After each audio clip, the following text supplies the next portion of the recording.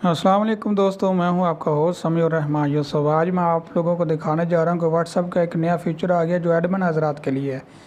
Admin हज़रात किसी भी की तरफ से जो भी मैसेज ग्रुप में सेंड किया होगा, अगर वो उस ग्रुप का एडमिन होगा तो वो डिलीट कर सकेगा। मैं अभी आपको करके दिखाता हूँ। व्हाट्सएप में जाएंगे। व्हाट्सएप में मैं एक अपने ग्रुप में जाऊँगा जिसका मैं एडमिन हूँ।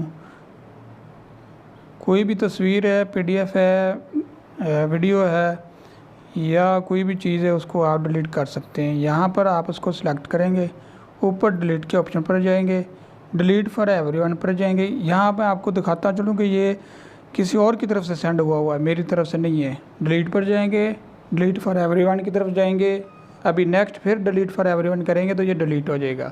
ये एक से ज़्यादा अगर आप सिलेक्ट करेंगे तो डिलीट नहीं होगा, सिर्फ एक एक ही डिलीट होगा। ये मैंने दो कर रहा हूँ, ये देखें नहीं हो रहा, तो ये एक एक ही डिलीट होगा।